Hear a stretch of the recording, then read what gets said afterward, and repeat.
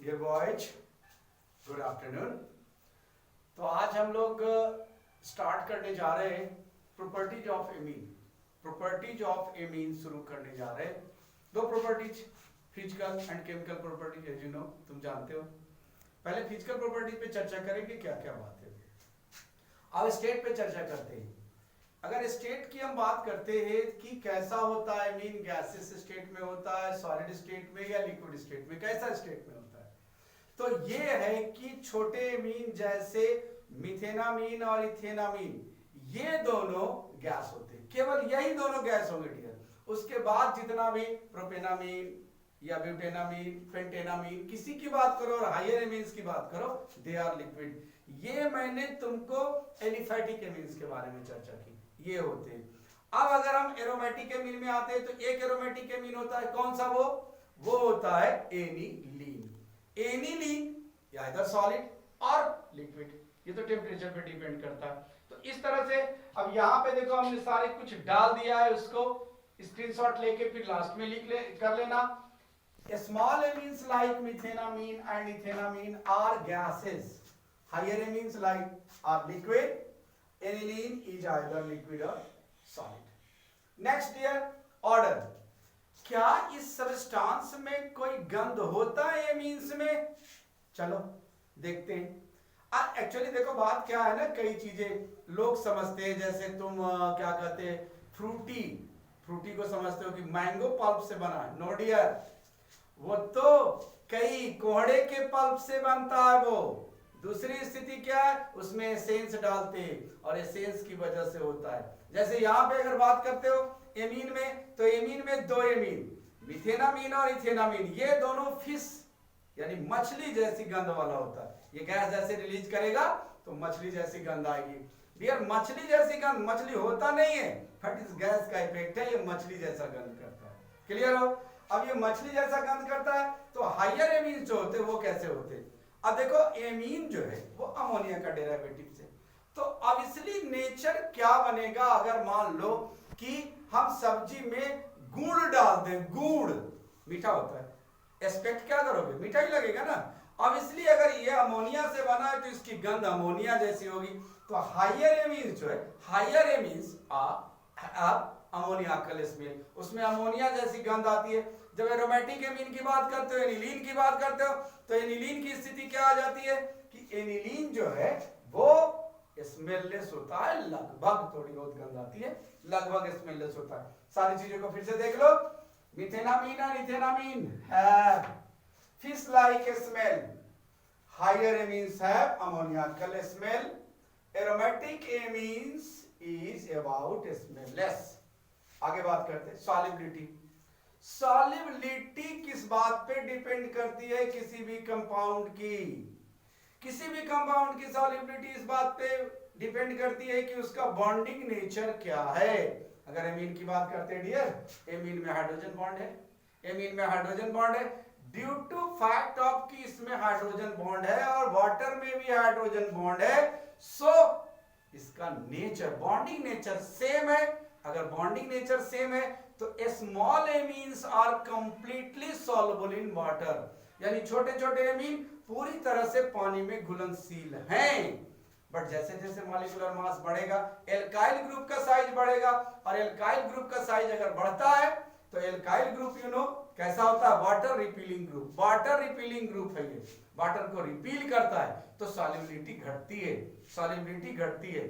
अगर aromatic amine की बात करोगे, एनिलीन को लोगे, aniline is completely insoluble in water, पानी में इनसॉल्युबल। क्यों? उसके अंदर एक बल्कि C6H5 ग्रुप लगा हुआ है, बल्कि फिनाइल ग्रुप लगा हुआ है। वो बल्कि ग्रुप होने की वजह से वो इनसॉल्युबल है। ये बात, इसको सारे को फिर से देख लो।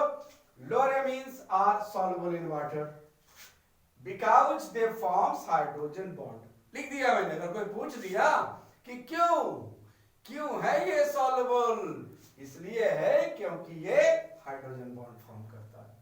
Solubility of amine in water decreases, घटता है, और इंक्रीज इन मॉलिक्यूलर मास। क्यों? क्योंकि alkyl group water repelling group होता है। अब आ जाओ, aniline is insoluble in water due to bulky group of C6H5 की बात हमने करी है। तो अब अगर सॉल्युबिलिटी के ऑर्डर के हिसाब से बात करो, देखो जैसे जैसे ब्रांच बढ़ता सॉल्युबिलिटी घट जाती है। तो इसी तरह से अगर ऑर्डर ऑफ सॉल्युबिलिटी लेते हैं तो primary amine is most soluble, secondary is less than primary and tertiary is the least soluble. ये है सॉल्युबिलिटी ऑफ वाटर की बात। तो डियर हमने सॉल्युबिलिटी कर ली। अगर आ जाओ बॉइलिंग पॉइंट पे चर्चा करते हैं। बॉइलिंग पॉइंट, किसी भी कंपाउंड का बॉइलिंग पॉइंट इस बात पे डिपेंड करता है कि उसके अंदर इंट्रामॉलिक्यूलर फोर्स कितना है। यदि उसके अंदर इंट्रामॉलिक्यूलर फोर्स स्ट्रांग है, इसका मतलब है कि उसका बॉइलिंग पॉइंट हाई होगा, तुमको पता है। अब अगर इंट्रामॉलिक्यूलर फोर्स स्ट्रांग है तो इसमें कौन कौन से फोर्स लगते, तुमको पता है कि इसमें हाइड्रोजन बॉन्ड होता है। अगर हाइड्रोजन बॉन्ड होता है तो दो मॉलिक्यूल के बीच इंट्रामॉलिक्यूलर फोर्स लगेगा ज्यादा, और ज्यादा इंट्रामॉलिक्यूलर फोर्स लगने की वजह से इसका बॉइलिंग पॉइंट ज्यादा होता है। तो ये हाइड्रोकार्बन, हेलोएरीन या हेलोएल्केन सबसे इसके बॉइलिंग पॉइंट ज्यादा होते हैं। अब डियर और भी बात करो। अब एल्कोहल और कार्बोक्सिलिक एसिड के रेस्पेक्ट में अगर हम बात करते हैं तो एल्कोहल और कार्बोक्सिलिक एसिड से इसका बॉइलिंग पॉइंट कम होता है। क्यों? इसलिए कम होता है क्योंकि एल्कोहल और कार्बोक्सिलिक एसिड दोनों में स्थिति क्या बनती है कि स्ट्रॉन्ग हाइड्रोजन बॉन्ड। तो जिसका स्ट्रॉन्ग हाइड्रोजन बॉन्ड है वो स्ट्रांगली मॉलिक्यूलर को अट्रैक्ट करेगा, तो इसलिए उसका बॉइलिंग पॉइंट जो है वो क्या होगा, ज्यादा होगा एमीन से। इन सारी बातों को मैंने नोट कर दिया है। BP of amine is, BP boiling point, blood pressure नहीं समझना, boiling point of amine is higher than hydrocarbon, hydrocarbon haloalkane and haloarene से ज्यादा होता है। बट लेकिन BP of amine is lower, कम होता है than alcohol and carboxylic acid. क्यों? Because alcohol and carboxylic acid possess strong hydrogen bond than amine. BP of amine increases, increase करता है, बढ़ता है on increasing molecular mass. क्यों? जैसे जैसे मास बढ़ेगा इंट्रामॉलिक्यूलर फोर्स बढ़ेगा और उसका बॉइलिंग पॉइंट बढ़ता चला जाएगा। तो फिजिकल प्रॉपर्टीज की एक खास बात जिससे सवाल आता है, आइदर योर जेईई मेंस और बी नीट, किसी में भी ये सवाल आते, इधर वाले से तो सवाल बहुत कम उठता है, ये आपके 12th स्टैंडर्ड में, 12th स्टैंडर्ड तक इससे कोई सवाल पूछा जा सकता है। व्हाइल अगर हम बेसिक नेचर की बात करें, बेसिक नेचर, बेसिक क्षारीय गुण, क्षारीय गुण, बेसिक नेचर का क्या मतलब है? मतलब है कि वो जैसे उसके एक्वस सॉल्यूशन में हम रेड लिटमस पुट करेंगे तो वो ब्लू हो जाएगा। This is the sign of basic nature. इसके अलावा और सारे गुण हैं। क्या एमीन बेसिक है? नहीं है, बेसिक है। क्यों बेसिक है डियर? जरा गौर से फरमाओ इसको।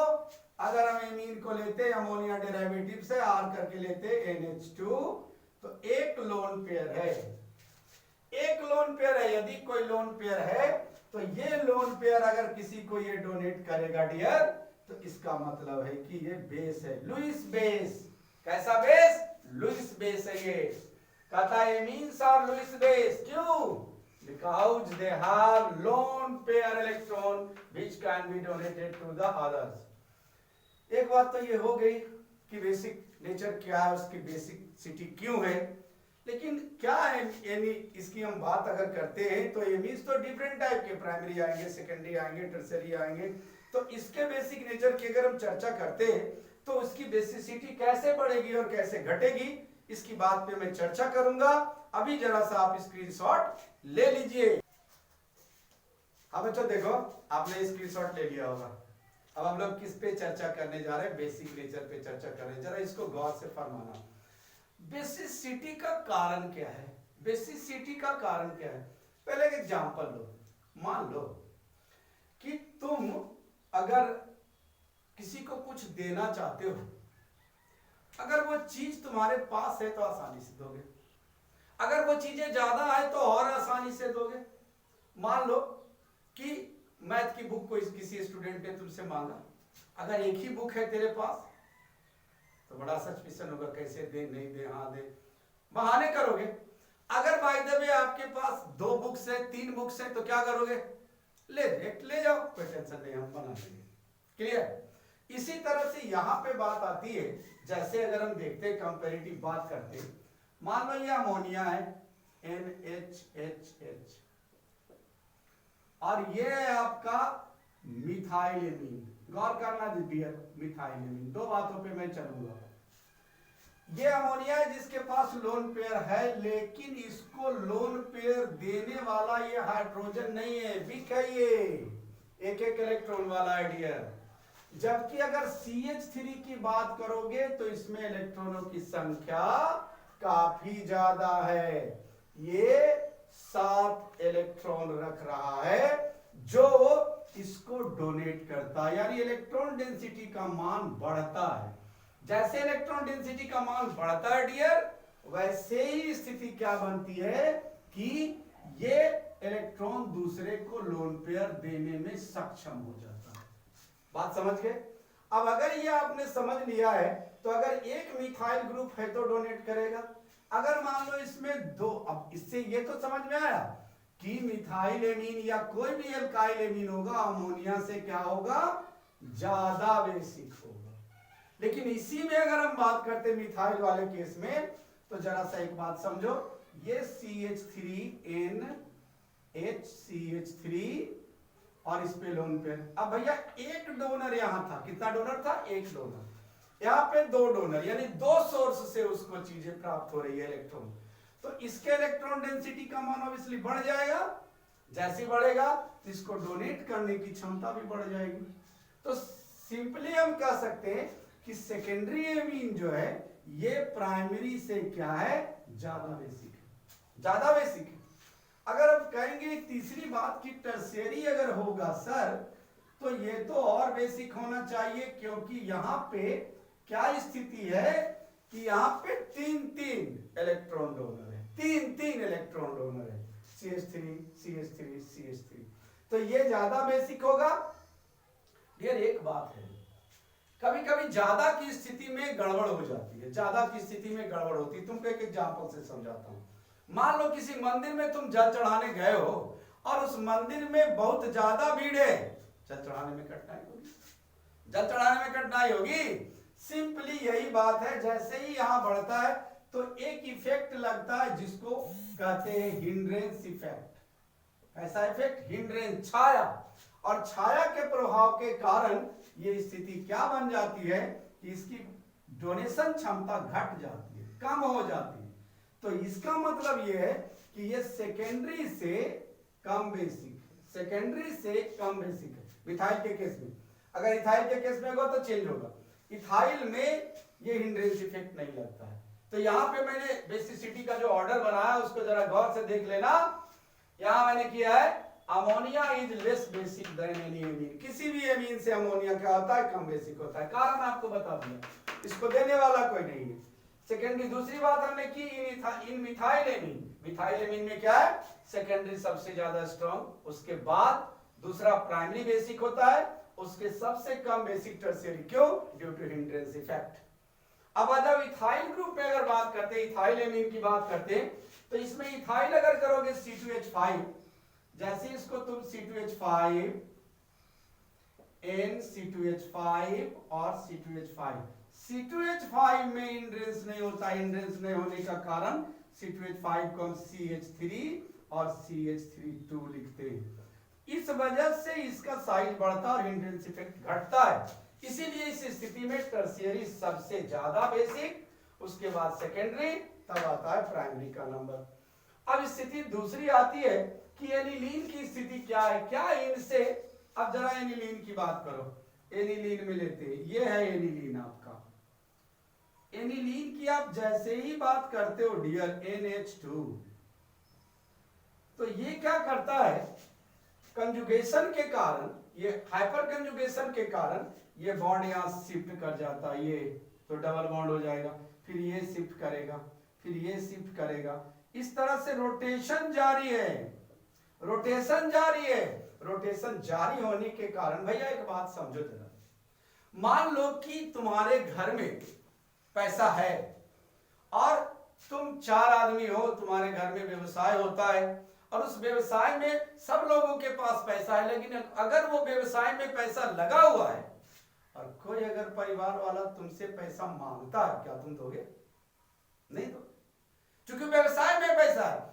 ऐसे अगर वो पैसा रहता कि ठीक है हमारे पास जी इतना पैसा है जो अभी काम का नहीं, अगर कोई मांगने आया तो दे दिए। Same it is, it's a lone pair. ये जो लोन पेयर इलेक्ट्रॉन है ये इन्वॉल्व है इसके रिंग में, इसके रिंग में इन्वॉल्व है। जैसे ये इसको देता है, देखो ये क्या करेगा, ये डबल बॉन्ड फॉर्म कर देगा। जैसे अपने उपयोग में आ गया, ये अपने उपयोग में आ जाएगा, ये डबल बॉन्ड बना देगा NH2, और तब ये जो है ये बॉन्ड शिफ्ट करेगा जो मैंने दिखाया। फिर ये लोन पेयर यहाँ चला आएगा। जैसे इसको शिफ्ट करेगा ये, तो लोन पेयर देखो यहाँ चला आएगा नेगेटिव चार्ज के साथ। तो ऐसे स्थिति में हम क्या कहेंगे कि एनिलीन तो देने वाला है नहीं अपना lone pair, so that aniline क्या है, लेस बेसिक है। तो यहाँ पे मैंने कर दिया है aniline is less basic than ammonia, ammonia से भी कम बेसिक है डियर। अब टॉलिडीन की बात करो जरा, टॉलिडीन की बात करते हैं, क्या टॉलिडीन की स्थिति है। टॉलिडीन में क्या है ये भी समझ लो अच्छे से, और अच्छे से अगर समझ लोगे तो आगे किसी तरह की असुविधाएं नहीं होंगी। जरा टॉलिडीन की बात हम लोग कर लेते हैं, क्या है टॉलिडीन में। टॉलिडीन किसे कहते हैं? टॉलिडीन यही है आपको मिथाइल एनिलीन या बेंजीनामीन NH2, और किसी भी पोजीशन पे यहां यहां यहां अगर CH3 है तो इसको हम टॉलिडीन बोलते हैं। अब देखो ये टॉलिडीन अगर है तो ये डोनर ग्रुप है, ये डोनर ग्रुप है तो क्या करेगा, इसकी स्थिति है कि पारा, ये पारा पे ये सबसे ज्यादा स्ट्रॉन्ग, क्योंकि ये सामने सामने इसकी देने वाला है, सामने सामने देने वाला है, इलेक्ट्रॉन डेंसिटी का मान यहाँ बढ़ेगा, ये डोनेट करेगा। उसके बाद पोजीशन आता है मेटा का, मेटा भी इसको देता है। सबसे कम पोजीशन है पारा का, पारा पे सबसे कम स्थिति आती है। तो इस स्थिति में अगर देखेंगे हमेशा देखना कि पारा पोजीशन जो किसी का आता है, आइदर वो electron drawing group, electron donating group रहे तो EWG बोलते हैं उसको, ये सॉरी EDG। तो इलेक्ट्रॉन डोनेटिंग ग्रुप जब है तो अगर पारा पे तो सबसे ज्यादा डोनेट करेगा, मेटा पे उससे कम, और पारा पे ऑर्थो पे सबसे कम। और यही स्थिति उलट के हो जाती है जब हम उसको इलेक्ट्रॉन विड्रॉइंग ग्रुप EWG से बात करते हैं, तो उसमें भी पारा सबसे ज्यादा शक्तिशाली होता है। जब विड्रॉ करेगा तो बेसिसिटी घटाएगा, और जब डोनेट करेगा तो बेसिसिटी बढ़ाएगा। इसी आधार पे हम लोग यहाँ कह सकते हैं इन toluidine, para toluidine is most basic, then meta toluidine, then ortho toluidine, और ये सबसे नीचे अगर हम डाल दें और अगर हम बढ़ाते हैं बात को करते हैं तो ये हम डाल सकते हैं एनिलीन, एनिलीन, एनिलीन। अगर इसमें EDG के जगह पे EWG ग्रुप जुड़ जाए, जैसे एनिलीन है और पारा नाइट्रो एनिलीन, पारा नाइट्रो एनिलीन अगर है तो ये लिस्ट बेसिक हो जाएगा डियर। पारा नाइट्रो एनिलीन ये है आपका NH2 और ये आपका नाइट्रो ग्रुप। तो पारा नाइट्रो एनिलीन अगर है तो ये सबसे कम बेसिक हो जाएगा, और ऑर्थो नाइट्रो एनिलीन उससे अधिक, चूंकि ये अधिक प्रभावी है, ये ऑर्डर होगा। तो मैं समझता हूं कि आपने समझ लिया होगा। अगर कोई कठिनाई हो तो तुम कमेंट बॉक्स में लिख के भेजना, और ये सारी चीजों को अच्छे से करो। फिर कल मिलते हैं। थैंक यू, धन्यवाद।